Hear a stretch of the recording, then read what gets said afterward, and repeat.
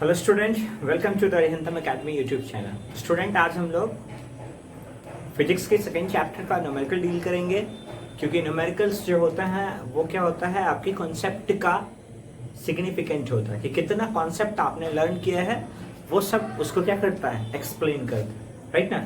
और ऐसे भी जो भी आपका मतलब मान लो during the lecture of theoretical जो आपके कंफ्यूजन्स होते हैं, जो रह जाते हैं, that confusion can be cure by the numericals problem. Okay, तो हम एक नया सीरीज बना रहे हैं और इस नए सीरीज में आपको एनसीईआरटी से जितने भी न्यूमेरिकल्स हैं आपके चैप्टर का, वो सारा न्यूमेरिकल्स आपको मिलेगा with the solution and with explanations, right ना। Okay, so right to the point and right to the concept. आपके पास सबसे पहला क्वेश्चन देखो, ये सेकंड चैप्टर का है आपके पास, solution of electric potential and capacitance, physics class 12। Now इसका सबसे पहला क्वेश्चन है, आपके एनसीईआरटी का सबसे पहला क्वेश्चन है। नाउ और न्यूमेरिकल्स हम तभी ट्राई करते हैं जब आपका कॉन्सेप्ट पूरा क्लियर होता है, राइट ना। और ऐसे भी हमने क्लास में या फिर थ्रू लाइव क्लासेस या थ्रू यूट्यूब चैनल हमने जो पढ़ा होगा कम से कम थर्ड चैप्टर तक अभी पढ़ा हुआ है ना, तो इसलिए हम न्यूमेरिकल्स को पीछे से सॉल्व करते चलेंगे। ओके, नाउ आपके पास देखो, यहाँ पर क्वेश्चन है आपके पास टू चार्जेस। क्वेश्चन को पहले मैं एक्सप्लेन करता हूँ, फिर आपके सॉल्यूशन को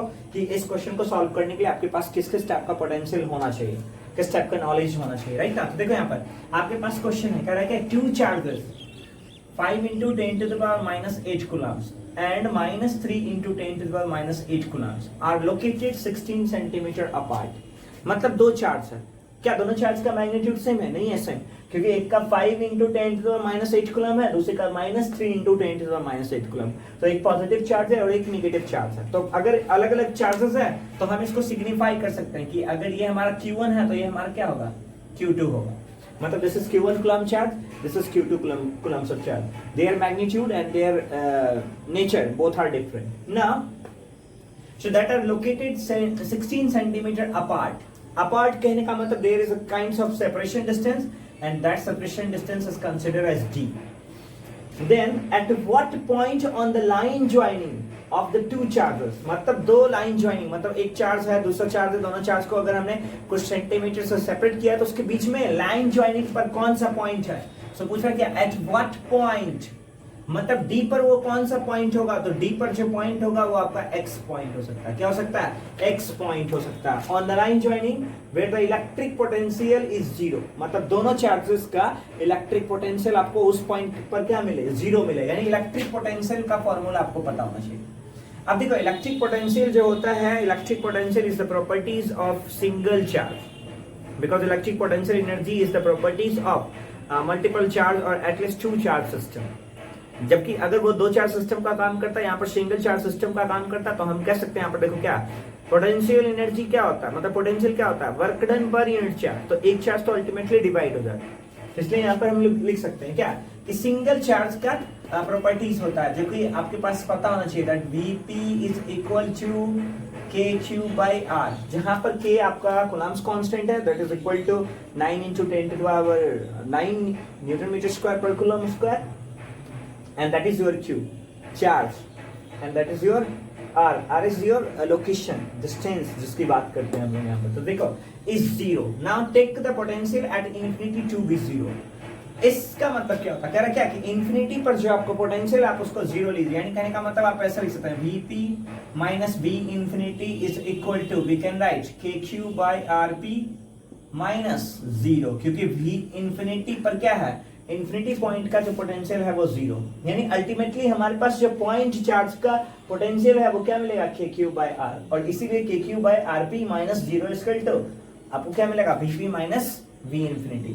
अब देखो, हम यहाँ पर ये टर्म्स इसलिए यूज करते हैं because there is not a significant words as electric potential. तो सिग्निफिकेंट जो वर्ड है जिसका हम यूज करते हैं वो क्या होता है, डिफरेंस ऑफ इलेक्ट्रिक पोटेंशियल होता है। That's why we have written here difference of electric potential. Clear हो गया ना, that was the question. Now इस क्वेश्चन को एक्सप्रेशंस के हिसाब से देखते हैं। क्या कह रहा है आपके पास, क्वेश्चन कह रहा है क्या कि आपके पास एक कोई प्लस क्यू चार्ज है, उसको -q कूलम्स ऑफ चार्ज से कुछ सेपरेशन डिस्टेंस d पर रखा गया, कुछ सेपरेशन डिस्टेंस d पर रखा गया, ठीक है ना। अब क्या क्वेश्चन है कि अगर यहाँ पर Q1 है और ये आपके पास Q2 है, तो that Q1 and Q2 charges is separated by the 16 centimeter apart। मतलब जो डी दे रखा है आपके पास वो 16 सेंटीमीटर, जो आपके पास Q1 दे रखा है that Q1 is equal to 5 into 10 to the power minus 8 coulomb, that Q2 is equal to minus 3 into 10 to the power minus 8 coulomb, and that D is equal to 16 centimeter is equal to 16 divided by 100 is equal to 0.16 meter. We need to convert that centimeter into the meter because आपका जो coulomb constant होता है वो metre square के terms में होता है, इसलिए डिस्टेंस को मीटर में कन्वर्ट करते हैं। नाउ क्वेश्चन को समझते हैं। तीन पॉसिबिलिटी हो सकता है line joining between these two particles. वो लाइन ज्वाइनिंग क्या है, ऐसा आप मान सकते हैं, ज्यूम कर सकते हैं। मान लीजिए आपके पास प्लस चार्ज है और मान लीजिए आपके पास माइनस क्यू चार्ज है, तो ये आपका Q1 है और ये आपका Q2 है। अब क्या हो सकता है, इन दोनों के बीच में वो कौन सा ऐसा पॉइंट है जहां पर इन दोनों सिस्टम ऑफ चार्ज पार्टिकल का जो इलेक्ट्रिक पोटेंशियल मिले वो जीरो मिले। तो वो पॉइंट आपको पता नहीं, ये भी हो सकता है, वो पॉइंट ये भी हो सकता है, वो पॉइंट ये भी हो सकता है, ये पॉइंट ये भी हो सकता है। तो लाइन बिटवीन Q मतलब प्लस Q और माइनस Q के बीच में कहीं पर भी हो सकता है, प्लस Q और माइनस Q के बीच में कहीं पर भी हो सकता है। तो एक पॉसिबिलिटी तो ये है। दूसरी पॉसिबिलिटी देखो क्या हो सकता है कि ये अगर आपके पास पॉजिटिव चार्ज है, ये अगर माइनस चार्ज है, तो एक line joining when it is over to this line joining, मतलब ये दोनों लाइन दोनों सिस्टम ऑफ चार्ज से बाहर निकल जाए। अगर दोनों सिस्टम ऑफ चार्ज से बाहर निकल जाए then that point P must be near to the negative charge and far away from the positive charge. तो तीसरी पॉसिबिलिटी आपका एक ये भी हो सकता है कि that point P must B lies on the line joining but over to the positive charge, so that is also that P। तो एक P यहाँ पर बीच में दोनों में से बीच में दोनों चार्जेस के बीच में कहीं पर भी हो सकता है।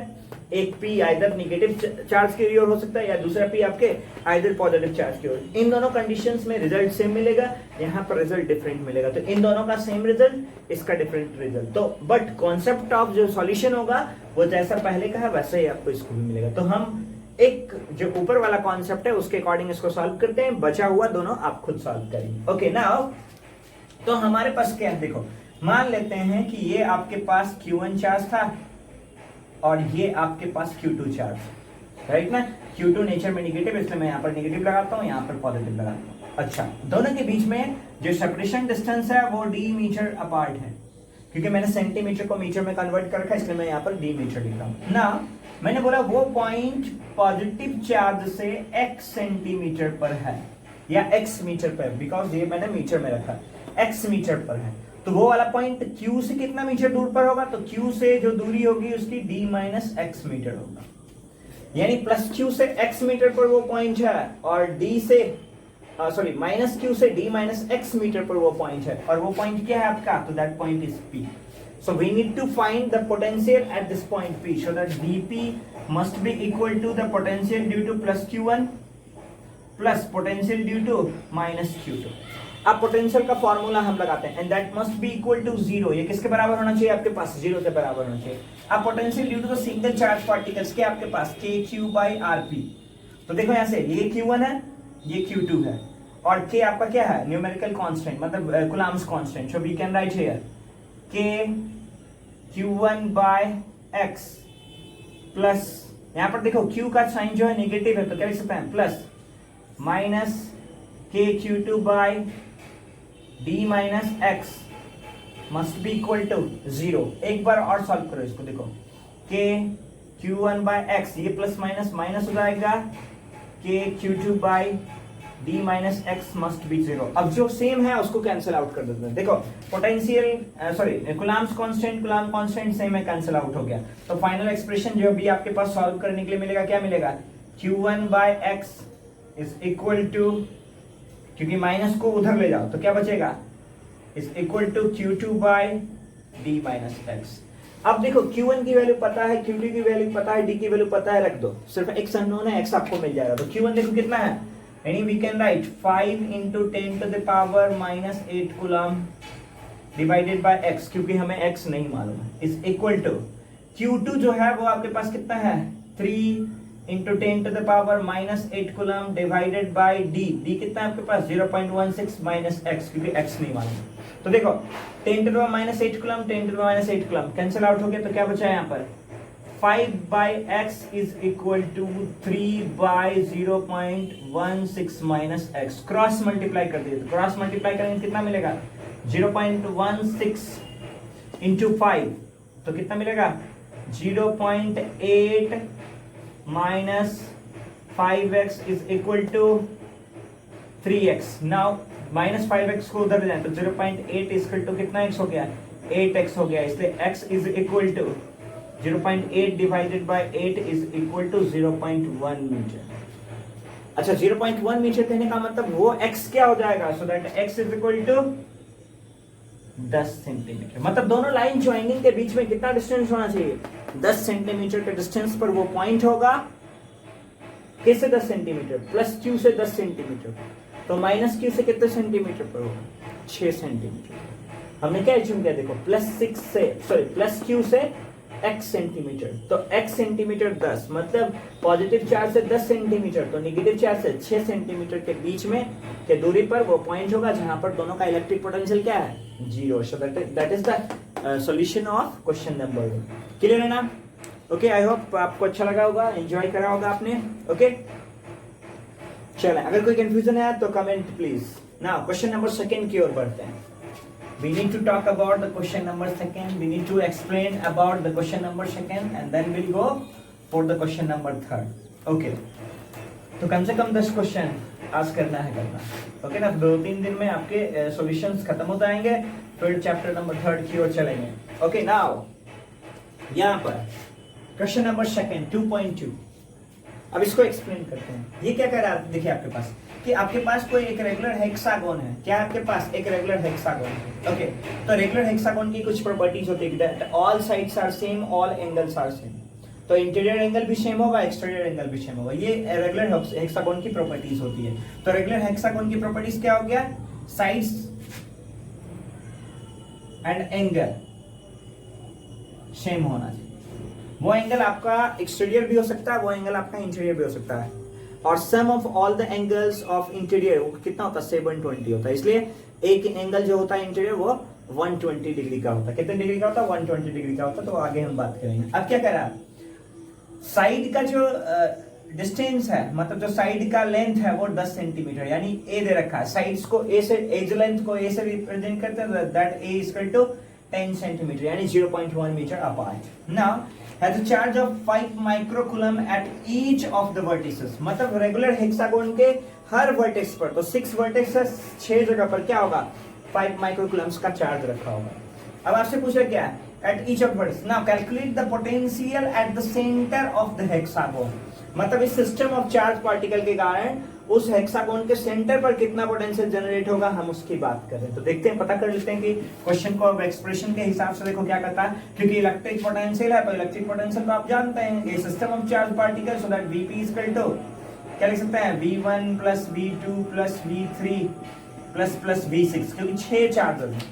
कितने चार्जेस हैं 6 चार्जेस हैं। तो 6 चार्जेस के द्वारा हम वहां पर क्या कर सकते हैं, इलेक्ट्रिक पोटेंशियल फाइंड आउट कर सकते हैं। अब देखो, अगर हर चार्ज और हर डिस्टेंस एक जैसा होगा तो आप इसको Vp इज इक्वल टू आप डायरेक्ट लिख सकते हैं 6 इंटू V1।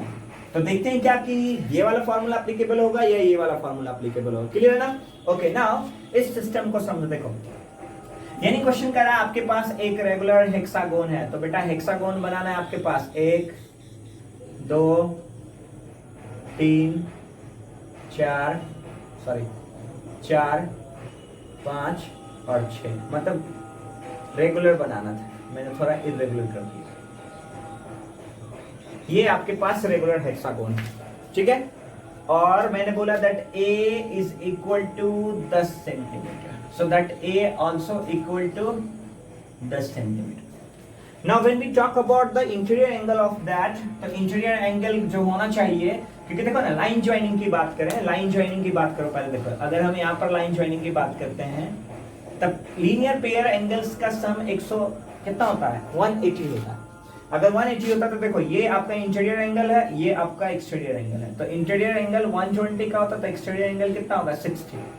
तो देखो 120 1 2 3 4 5 6 12 6 72 720 का इंटीरियर एंगल और 60 गुना 6 360 का एक्सटीरियर एंगल। तो sum of exterior angle 360 degree and sum of interior angle 720 degree. तो 720 डिग्री का एक्सटीरियर एंगल होता है। बट किसी एक वर्टेक्स को, किसी दो वर्टेक्स को देखो, यहां से भी मान लेते हैं ये भी एंगल कितना होगा that angle is also equal to 120 degree and that is your exterior angle. अब हम क्या देखते हैं कि एक सेंटर पॉइंट एनालाइज कर लेते हैं, और जब हम इस सेंटर पॉइंट को एनालाइज कर लेते हैं तो सेंटर पॉइंट को एनालाइज करने के बाद हम जब एक बाइसेक्टर यहां से ड्रॉ करते हैं, यहां से भी एक बाइसेक्टर ड्रॉ करते हैं, then this angle become 60 degree and this angle also become 60 degree. अब एक ट्रायंगल के एंगल का जो सम होता है वो 180 होता है. 60 यहां पर है, 60 यहां पर है, तो ये भी क्या हो जाएगा आपका 60 डिग्री होगा. So that is conditions of isosceles angle, isosceles triangle.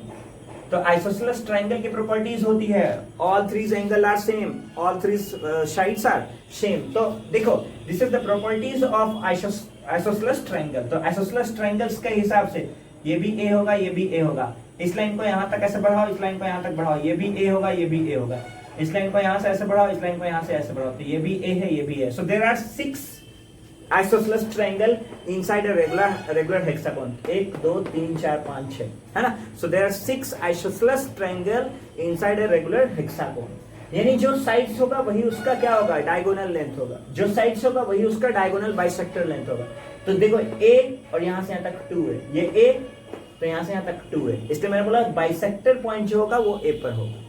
यानी कहने का मतलब देखो from each 5 microcoulombs of charge that vertexes lies at a distance of a.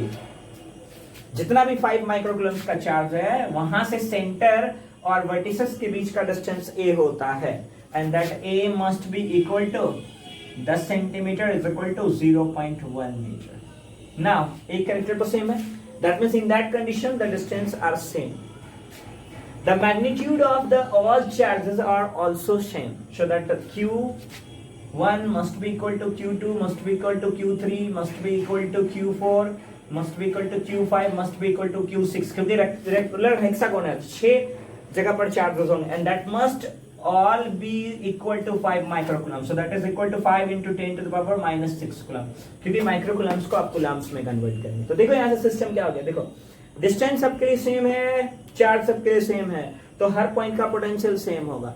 अगर हर पॉइंट का उस पॉइंट के लिए पोटेंशियल सेम है तो that Vp is equal to we can write 6 time V1.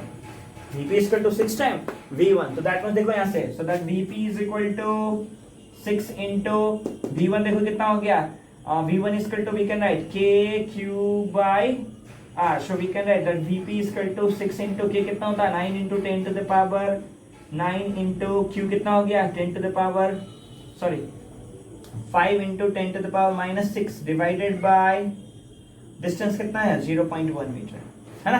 तो देखो कितना होता है 6 5 30 और 30 9 कितना होता है 9 3 27 9 5 45 45 6 5 30 30 नंबर 270.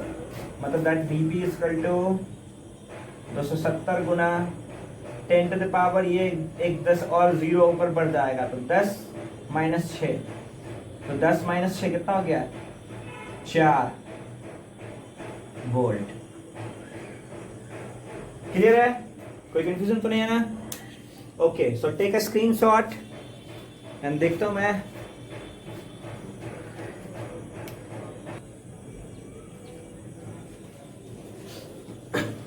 ओके तो बेटा आप क्वेश्चन नंबर 3 देखते हैं ना. कौन सा क्वेश्चन देखते हैं, क्वेश्चन नंबर 3.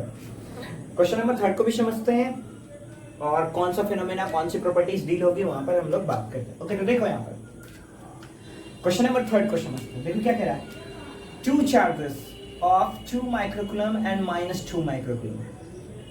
ये 2 माइक्रोकूलम है और 2 microcoulomb. When we talk about the magnitude of these 2 charges then the magnitude are same but the nature is opposite.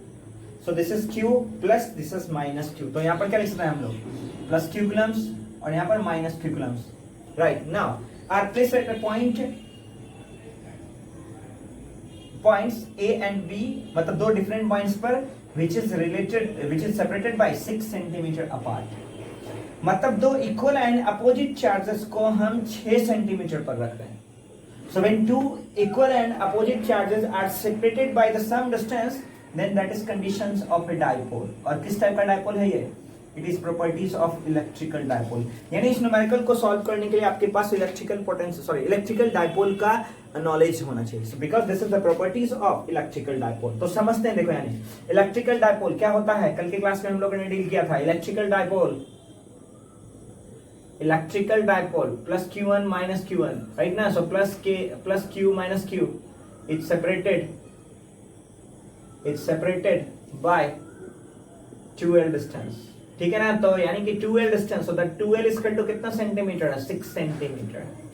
2L कितना है क्वेश्चन में, 6 सेंटीमीटर। ओके, नाउ अगर 2L 6 सेंटीमीटर है और प्लस Q माइनस Q जो है वो हमारे पास कितना है, that is equal to, so that plus Q coulombs is equal to 2 micro coulombs is equal to 2 into 10 to the power minus 6 coulomb, and 6 centimeters equal to we can write 0.06 meter, right na. Now minus Q coulomb is equal to minus 2 micro coulomb, that is equal to minus 2 into 10 to the power minus 6 coulomb. Now question क्या करता है वो उसको समझते हैं ना। आपको question कह रहा है क्या, identify N equipotential surface of the system.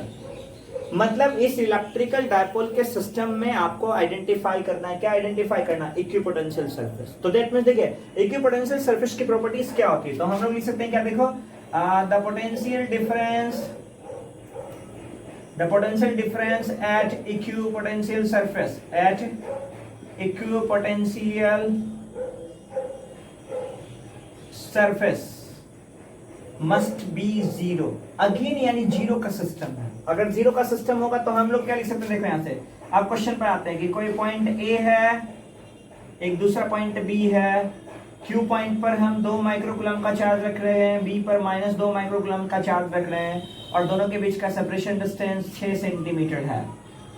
तो क्या करना है आपको, वो पॉइंट फाइंड आउट करना है। मान लेते हैं ये पॉइंट पी है, हमें नहीं पता कितना डिस्टेंस पर है, तो लेकिन हम लेट कर सकते हैं कि यहां से x डिस्टेंस पर, तो इधर से कितना हो जाएगा 6 माइनस x मीटर पर, या 6 माइनस x सेंटीमीटर पर। यानी एक पॉइंट x पर है, दूसरा पॉइंट 6 माइनस x पर है, और इस पॉइंट P पर मानो ना ये पॉइंट P है आपके पास, तो उस पॉइंट P पर that VP must be equal to VA plus VB must be equal to 0, क्योंकि पोटेंशियल का डिफरेंस क्या होना चाहिए, 0 होना चाहिए। पोटेंशियल का डिफरेंस 0 होना चाहिए। अगर पोटेंशियल का डिफरेंस 0 होना चाहिए उस इक्विपोटेंशियल पॉइंट पर, then VP equal to VA equal to क्या हो जाएगा, देखो KQ by X plus minus minus KQ bye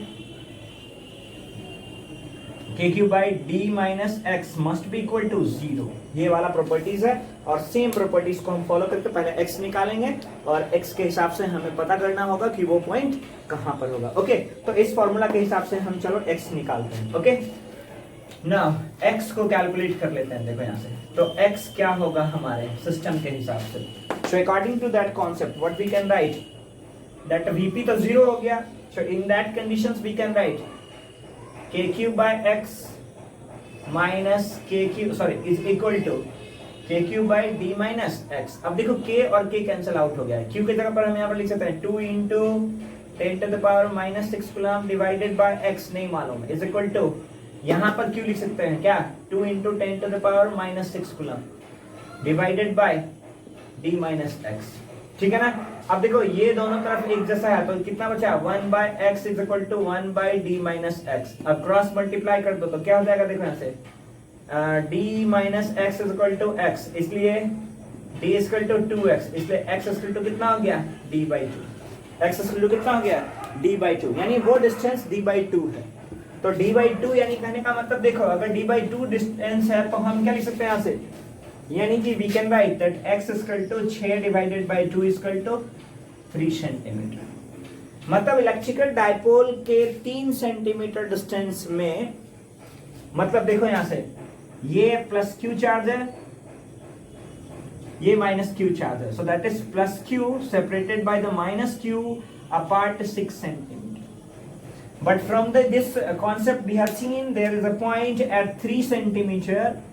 There is a point at 3 centimeter where the sum of potential is equal to 0.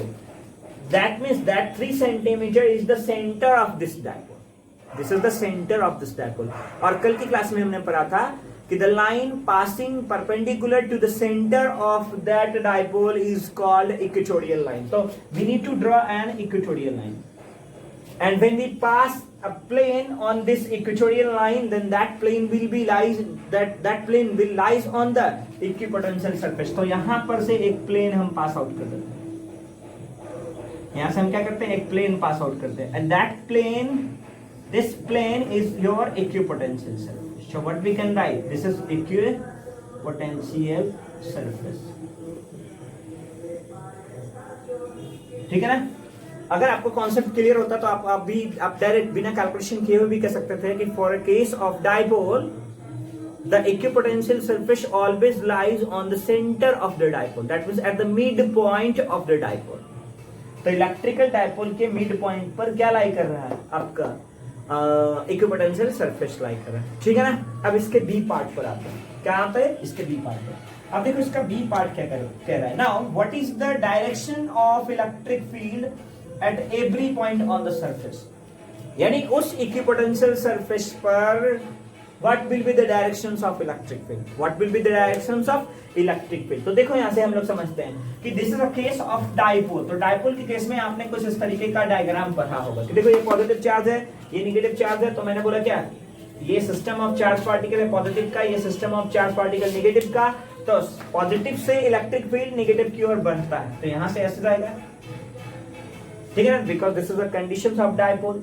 ना यहां से भी positive से नेगेटिव ऐसे आएगा, यहां से भी पॉजिटिव से नेगेटिव ऐसे आएगा. ठीक है ना? तो हर पॉइंट पर हम क्या देख पा रहे हैं, all the electric field lines are parallel, all the electric field lines are parallel. तो ये ऐसा कुछ लाइन बनाएगा, देखो ऐसा कुछ लाइन बना रहा है. ओके, अब यहां से देखो ये ऐसा कुछ लाइन बनाएगा, राइट ना? यहां से एंटर कर रहा है, यहां से एंटर कर रहा है. अब देखो मैंने क्या बोला, ये सेपरेशन डिस्टेंस अगर 6 सेंटीमीटर का है, कितने सेंटीमीटर का, 6 सेंटीमीटर का. तो ये इक्विपोटेंशियल सरफेस, ये इक्विपोटेंशियल जो प्लेन है वो कितने डिस्टेंस पर लाई कर रहा है, 3 सेंटीमीटर तक. तो मैंने बोला सेंटर पॉइंट यानी ये वाला पॉइंट है 3 सेंटीमीटर का, ये वाला पॉइंट है. So this is your centre point. अब देखो ये अगर आपका इक्विपोटेंशियल सरफेस है, तो इस इक्विपोटेंशियल सरफेस से जो आपका इलेक्ट्रिक फील्ड लाइंस है, they are making normal with this surface, यानी ये नॉर्मल बना रहा है, ये नॉर्मल बना रहा है, ये नॉर्मल बना रहा है, ये भी नॉर्मल बना रहा है, ये भी नॉर्मल बना रहा है. And that is the properties of electric field. ठीक है ना? With equipotential surface. तो सेकंड का आंसर क्या हो जाएगा? So in case of B what we can write, the electric field lines, the electric field lines are always normal or perpendicular to the plane of equipotential surface, to the plane of equipotential surface, because this is the characters of electric field lines. ये क्या आपका characters है, किसका characters होता है, तो electric field lines का characters होता है, right now. So this is the properties of electric field lines, properties of electric field line.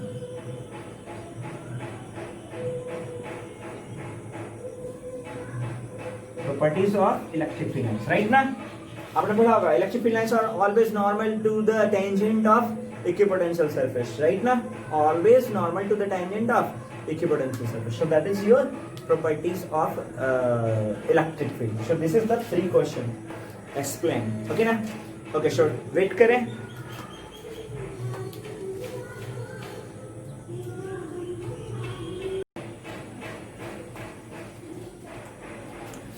Okay, तो अब हम लोग देखेंगे क्वेश्चन नंबर 4.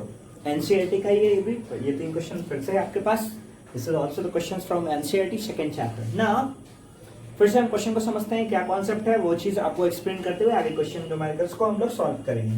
तो देखो क्या है आपके पास, कि क्या कह रहा है आपके पास कि स्फेरिकल कंडक्टर, मतलब there is conditions of spherical conductors, मतलब आपके पास कोई कंडक्टर है स्फेरिकल शेप का conductor of radius 12 centimetre.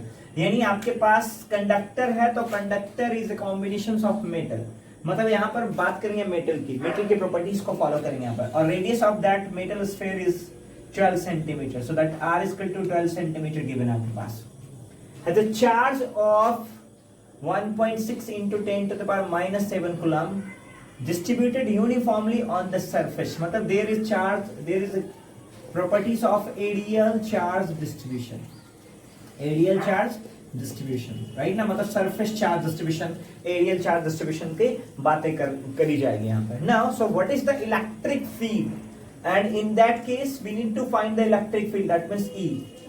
So that E, in case of a spherical cell, आपने पढ़ा होगा दो फॉर्मूले पढ़े होंगे. That E on the surface is equal to होता है क्या, KQ by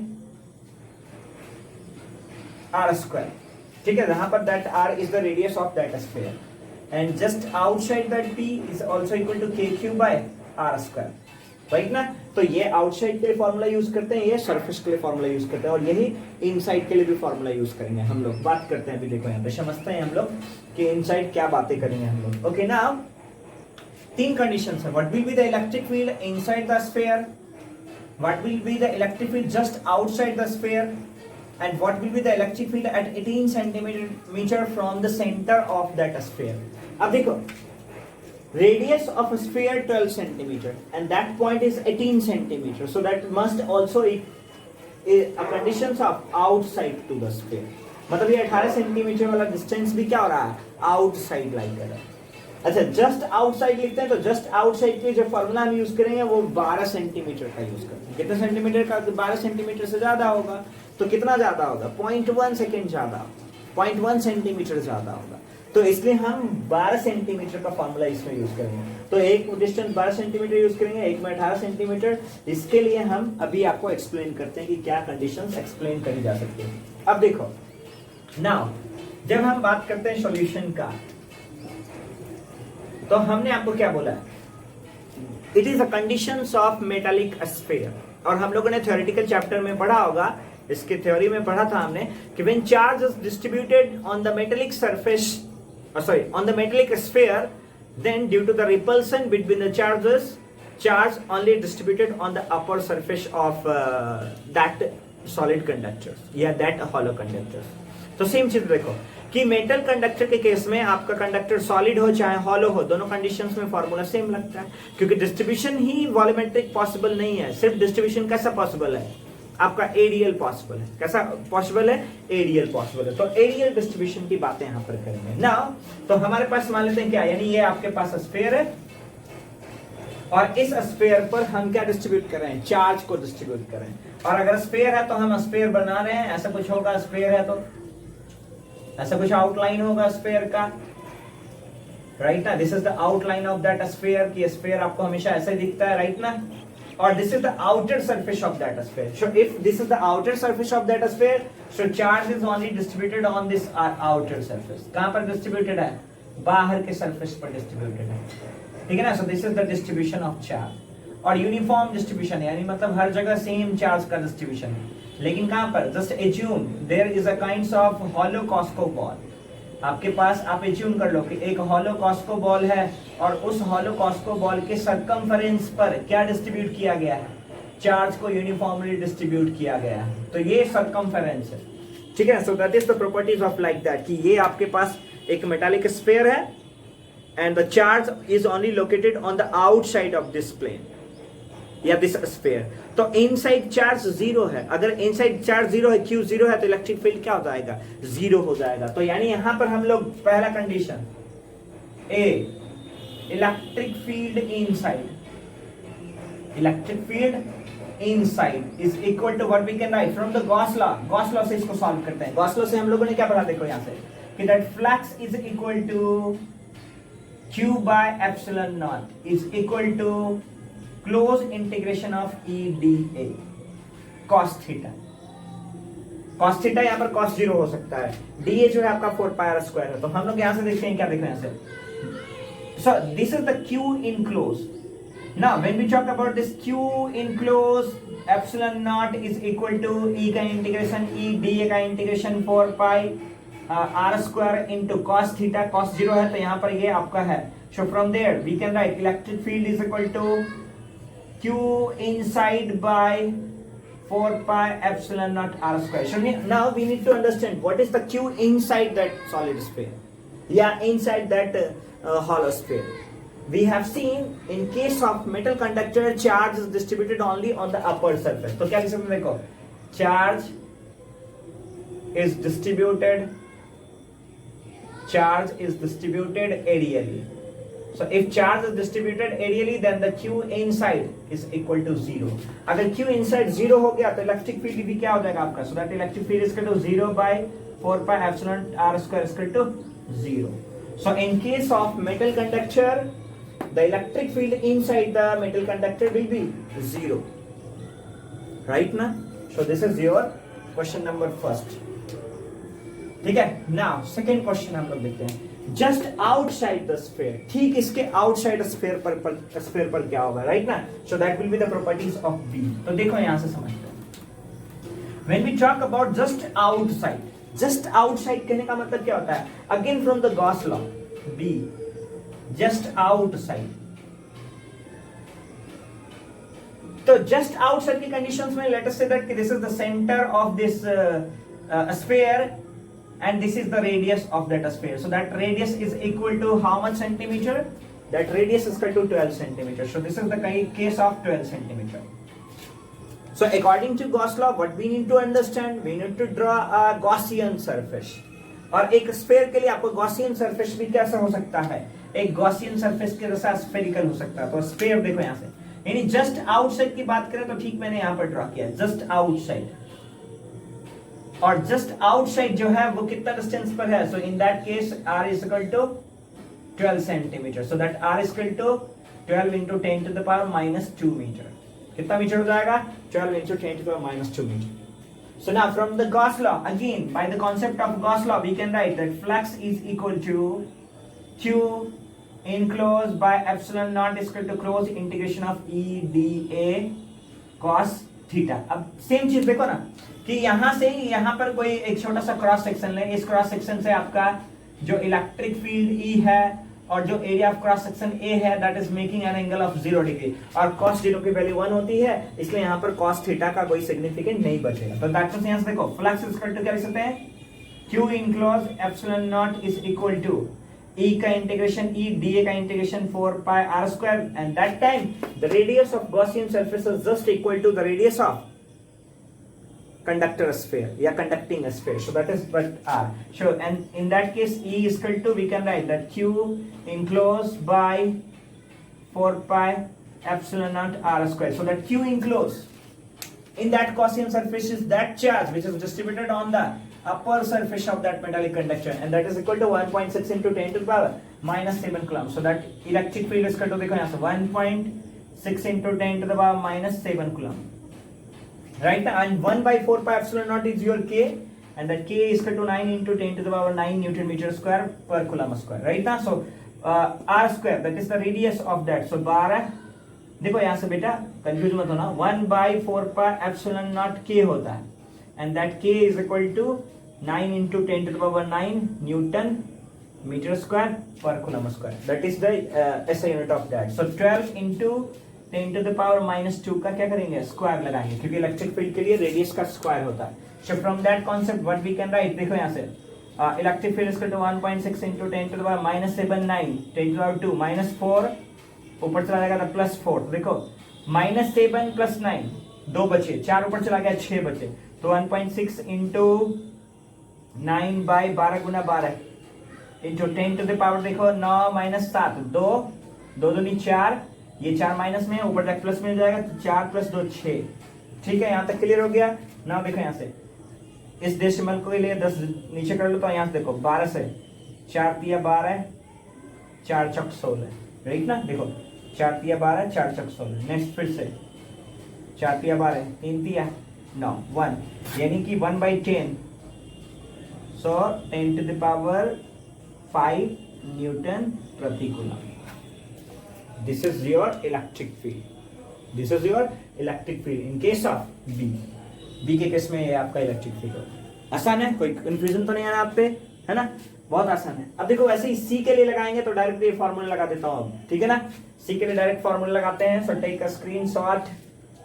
ओके ना, C के लिए हम फॉर्मूला लगा देते हैं डायरेक्ट, क्योंकि आपको समझ में आ गया गॉसियन सरफेस से फिर से सेम फॉर्मूला आएगा, फॉर्मूला बदलने वाला है नहीं. राइट ना, तो C के लिए at 18 centimeter. That means this time r is equal to 18 centimeter. So that r is equal to 18 into 10 to the power minus 2 meter. So from that concept देखो ER is equal to k cube by r square. So that k is equal to 9 into 10 to the power 9 Newton metre square पर coulomb square into Q. Charge कितना आपके पास देखो, charge जो है वो उतना ही होगा जितना चार्ज इनक्लोज है सरफेस पर. तो 1.6 into 10 to the minus 6, 1.6 into 10 to the power minus 7 coulomb divided by r square. r is your 18 into 10 to the minus 2 metre का square. So this is 18 into 10 to the minus 2 metre square. तो metre square cut गया, एक coulomb cut गया, इसलिए Newton पर coulomb बचेगा. तो देखो कितना आ गया, 9 into 10 to the power 9 into 1.6 into 10 to the power. देखो ये 9 प्लस में ये माइनस 7, तो प्लस 9 माइनस 7 प्लस 2 और इसका बेटा स्क्वायर करना था. तो देखो 2 दूनी 4, माइनस 4 कहाँ चला जाएगा, माइनस 4 ऊपर जाएगा तो प्लस हो जाएगा. तो 4 2 6, तो 10 के पावर 6 डिवाइडेड बाय, रुको फिर से, हाँ. So 9 into 1.6 into 10 to the power देखो 9 माइनस 7 2 और 2 दूनी 4 2 6 डिवाइडेड बाय 18 गुना 18. तो देखो यहाँ से 9 दूनी 18, 10 8 दूनी 16, तो कितना क्या देखो 8 बाय 18 गुना 10 के पावर 5 न्यूटन पर कूलम.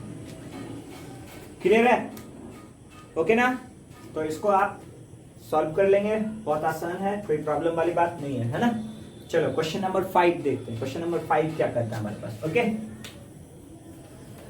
तो चैनल को पढ़ते रहिए, सब्सक्राइब करते रहिए, शेयर करते रहिए, राइट ना. अगर आपको अच्छा लग रहा है अपने फ्रेंड्स को बताइए ताकि उनको सॉल्यूशन मिले, एक्सप्लेनेशंस के साथ सॉल्यूशन मिले, ओके ना. Question number 2.5. तो क्वेश्चन नंबर 2.5 देखो क्या कहता है. Okay, now question number 2.5 क्या कहता है. This is the kinds of questions from the capacitors and I hope मैंने ये questions live classes में भी डील किया था with our student. So but this is a public channel, so you can enjoy the lecture, even you can enjoy that solution. Okay, now देखो यहाँ से हमारे पास क्या है. You have a parallel plate capacitors. You have a parallel plate capacitors, right now. With air between the plate has a capacitance of 8 pf, जहां पर 1 picofarad is equal to 10 to the minus 12 farad होता है. यानी आपके पास एक question given है, एक स्टेटमेंट गिवन है कि you have a parallel plate capacitor. यानी पैरेलल प्लेट कैपेसिटर्स को हम इस तरीके से दिखाते हैं, ठीक है ना. ओके, नाउ ये आपका पैरेलल प्लेट कैपेसिटर. आपको ध्यान देना, देखो पैरेलल प्लेट कैपेसिटर्स में दोनों प्लेट का जो डायमेंशन होता है वो सेम होता है, ठीक है ना. ऐसा कुछ नहीं कि एक डंडा बड़ा खींच देंगे, एक डंडा छोटा खींच देंगे. This is not your capacitor, this is the cell या this is the battery, right ना.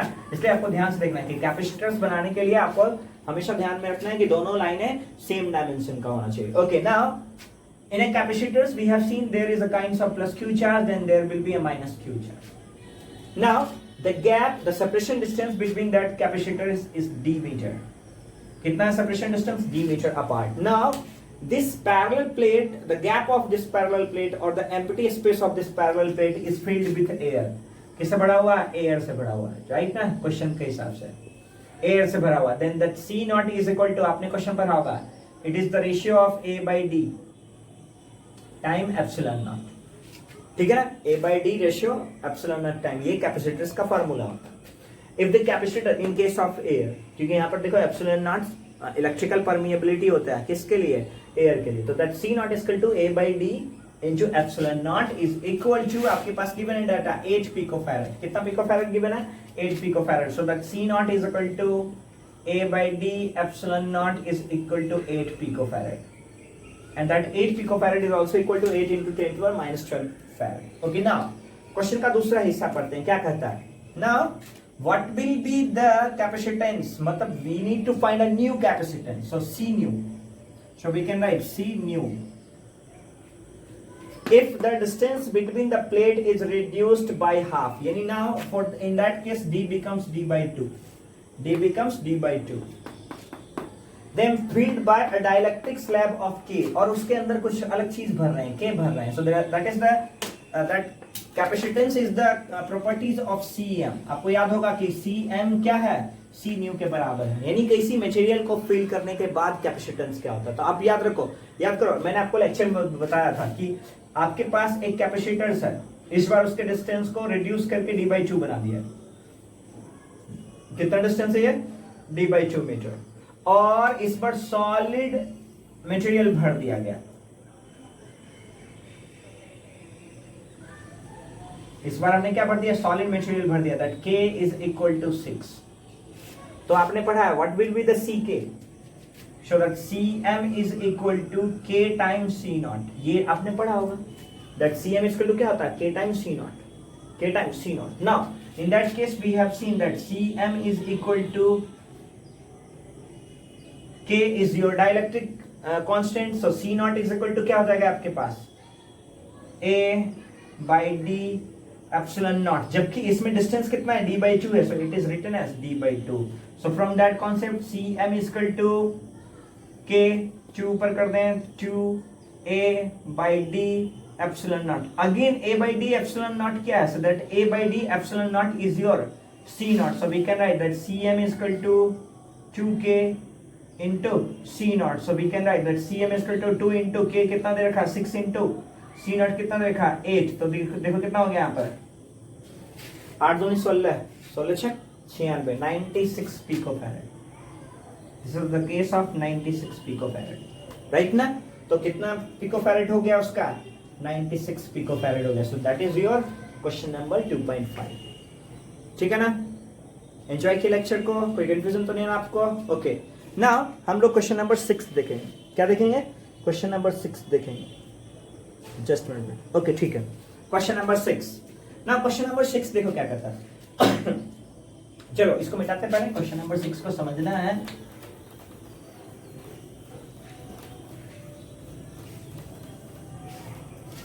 तो देखो क्वेश्चन नंबर 6 क्या कहता है। क्वेश्चन नंबर 6 कहता है आपके पास 3 कैपेसिटर्स है, we have 3 capacitor, each of capacitance is equal to 9 picofarad। so this is the case of equivalent capacitance, right ना। और ये सब कैसे कैपेसिटर्स हैं, आइडेंटिकल कैपेसिटर्स हैं, आर कनेक्टेड इन सीरीज, मतलब 3 कैपेसिटर्स है आपके पास। तो capacitor A in series with the capacitor B in series with the capacitor C, so you have C1, C2, C3, and that is a cell which has potential difference of that V is equal to 120 volt। Question को करो, देखो क्या कह रहा है, देखो 3 capacitor each of capacitance of 9 picofarad are connected in series, C1, C2, C3 both are all 3 are same। उसके capacitance कितना, 9 picofarad into, so what is C equivalent. तो सीरीज का कॉम्बिनेशन है, and what will be delta V across the each capacitors, so delta V equivalent is equal to 120 volt. तो सबसे पहले तो आपको C इक्विवेलेंट चाहिए, और केस कैसा है, सीरीज में। सीरीज के केस में आपको याद होगा, देखो यहाँ से सीरीज के केस में आपने पढ़ा होगा कि for series combination, for series combinations and in case of identical capacitor, in case of identical capacitors we have seen that C equivalent is equal to C by N।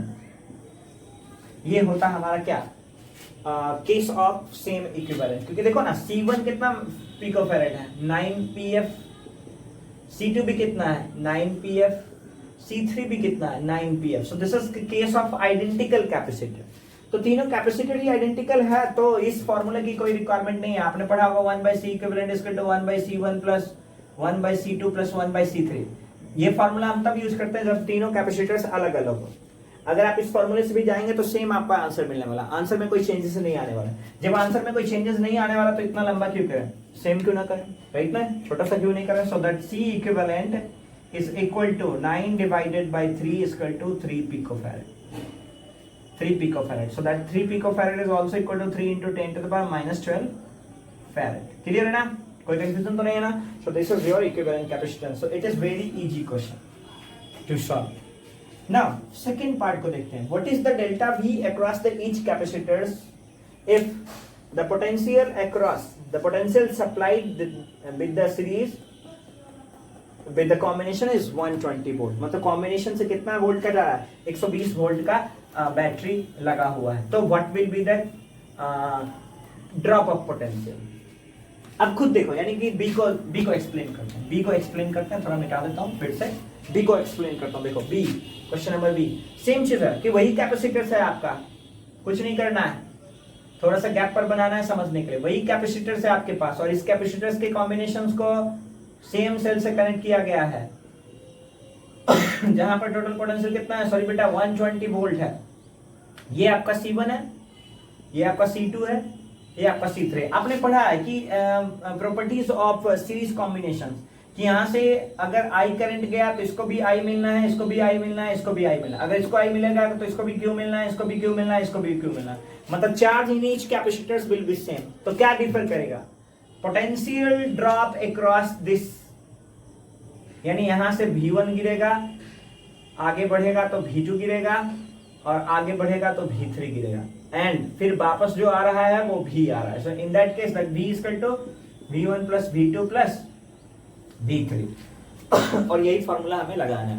अब देखो यहां से ये जो V इक्विवेलेंट है आपके पास 120 volt है। So from formula of capacitance that C equal to क्या होता है, Q by V, बट आपको V चाहिए, सो V इक्वल टू क्या हो जाएगा, Q by C। So in that case what we can write, that V equivalent is equal to Q by C1 plus Q by C2 plus Q by C3। अब तीनों C same है, इसलिए क्या लिख सकते हैं, देखो that V equivalent is equal to 3Q by C, 3Q by C, और C देखो कितना है इसका, what is the C, 9 picofarad। so according to that what will be the Q, so that Q is equal to, we can write V equivalent into C divided by 3, so that Q is equal to, देखो V equivalent कितना है 120 volt into 9 into 10 to the power minus 12 divided by 3 is equal to, देखो यहाँ से 3 3 जा 9, तो कितना हो जाएगा, that Q is equal to 12 दिया 36, 360 गुना 10 के power minus 12 farad, 12 Coulomb's, right ना। ये आपके पास क्या है, चार्जेस है, ठीक है ना, ये इतना चार्जेस है। अब आपको क्या चाहिए, आपको पोटेंशियल का ड्रॉप चाहिए, यानी V1 चाहिए। तो किसी भी एक इक्वेशन से लेके चलो यहां से, यानी कि Q इक्वल टू, यहां से देखो आपको क्या चाहिए, सिर्फ V1 चाहिए, V2 चाहिए, V3 चाहिए, सेम होगा। तो V1 V2 V3 कितना हो सकता है वो चीज हम लोग देखते हैं। तो देखो यहाँ से चार्ज आपका पता लग गया, तो चार्ज के हिसाब से हम लोग लिखते हैं, देखो यहाँ से, so that V1 is equal to Q by C1। तो चाहिए क्या आपको, V1 चाहिए, so that Q is equal to, देखो कितना है 360 into 10 to the power minus 12 divided by C1 कितना है 9 into 10 to the power minus 12, minus 12 cut गया, 9 चक 36, so that V1 is equal to 40 volt, similarly V2 is equal to 40 volt, similarly V3 is equal to 40 volt. तो जितने भी potential है वो सबके सब कैसे होंगे, सेम पोटेंशियल होगा। तो इसका एक शॉर्टकट है, देखो कि when drop of potential is same, when the charges is constant and the capacitance of each capacitors are same, then the individual potential, that V individual is equal to V by N। इस formula पर आप use कर सकते हैं, V individual is equal to V by N, where N is the number of capacitors, फिर से सुनो मैंने क्या बोला, if the capacitance of capacitors is same, then charges will stored will be same।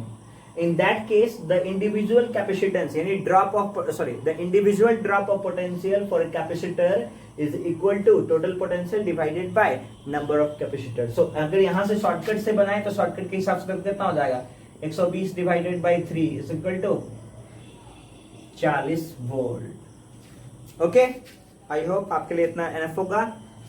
So please go through the channel, go through the lecture, enjoy the class and comment कि आपको कैसा लगा, ओके ना। और फिर कल मिलते हैं हम, okay bye bye, take care.